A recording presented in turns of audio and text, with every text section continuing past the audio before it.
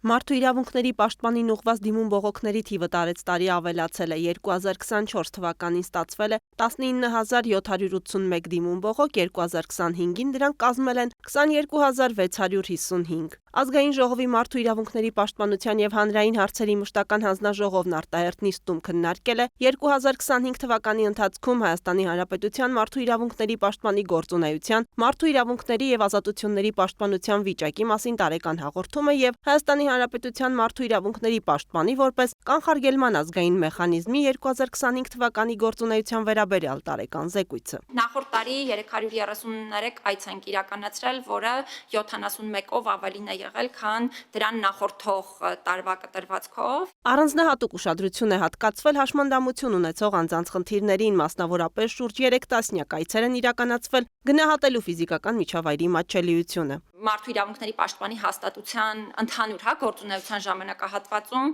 այսպիսի այցեր գրեթե չեն իրականացվել, եւ այս առումով մեր հիմնական զարգացումը նաեւ այն է, որ հաշմանդամություն ունեցող անձինք են մեր հաստատության կողմից արդեն ներգրավվել այցերին։ Անահիտ Մանասյանն անդրադարձել է նաև պետական ու տեղական ինքնակառավարման մարմիններին, որոնց առնչությամբ ստացված դիմում բողոքների թիվը շեշտակի աճել է 2025 թվականի ընթացքում։ Օրինակ, կրթության, գիտության, մշակույթի եւ սպորտի նախարարությանը վերաբերող դիմումները 2024-ի 189-ից հասել են 910-ի, իսկ Երևանի քաղաքապետարանին վերաբերող դիմումները 357-ից 919-ի։ Շատ մեծ թվով բողոքներ ենք ստանում հենց դատական իշխանության մարմինների գործունեության հետ կապված, ու այստեղ էլ իհարկե նույն շեշտակի աճը չի, բայց էլի աճ ենք ունեցել, մասնավորապես 2024 թվականի 240 դիմում բողոքի համեմատությամբ 25 թվականին 382 դիմում բողոք ենք ունեցել, դարձյալ սա այն պայմաններում, երբ մենք անընդհատ ենք իրազեկում, որ դատական իշխանության մարմինների հետ կապված լիազորություններ չենք իրականացնում։ Անահիտ Մանասյանն անդրադարձել է մարդու իրավունքների պաշտպանության ոլորտում առկա առանձին խնդիրների։ Այդ համատեքստում պաշտպանն ընդգծել է, որ առաջին անգամ տարեկան հաղորդման շրջանակում անդրադարձ է կատարվել մտքի, խղճի եւ կրոնի ազատության իրավունքին եւ այդ ոլորտում առկա խնդիրներին։ Տարեկան հաղորդումը երբևէ այդպիսի ծավալով չի ունեցել կրոնական ազատությունների հետ կապված հարցին անդրադարձ, մասնավորապես խոսքը եղել է ինչպես կրոնական փոքրամասնությունների, այնպես էլ հայ առաքելական եկեղեցու հետ կապված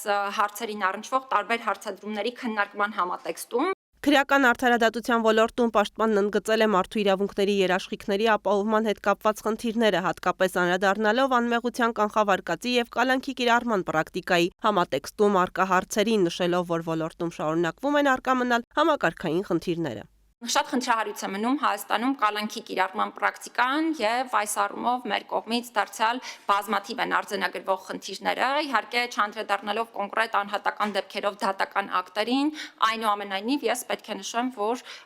այս խնդրի դիտանկյունից պետությունը միանշանակ պետք է շատ լուրջ գործիքներ եւ կառուցակարգեր կիրառի ու ի վերջո լուծի այն խնդիրը, որը տարիների կտրվածքով կուտակվել է եւ այդպես էլ չի հաղթահարվում։ Որպես հատուկ խնդիր պաշտպանն անդրադարձել է աշխատանքի իրավունքների պաշտպանության ոլորտում առկա խնդիրներին, անվտանգ եւ առողջ աշխատանքային միջավայրի առումով առկա հարցերին, գործադուլի իրավունքի իրացման առնչությամբ առկա խնդրահարույց իրավիճակներին։ Անահիտ Մանասյանը խոսել է նաեւ երեխաների իրավունքների ոլորտում առկա, ինչպես նաեւ հաշմանդամություն ունեցող անձանց զբաղվածության եւ ենթակառուցվածքների մատչելիության խնդիրների առնչությամբ։ Պաշտպանը հատուկ ուշադրություն է դարձրել նաեւ ազատությունից զրկված անձանց իրավունքների պաշտպանությանը, նշելով, որ որոշակի առաջընթաց է արձանագրվել քրեակատարողական հիմնարկների շենքային պայմանների բարելավման հարցում։ Նախորդ մի քանի տասնամյակներում որևէ կերպ բարելավում չունեցող շենքային պայմանները այսօր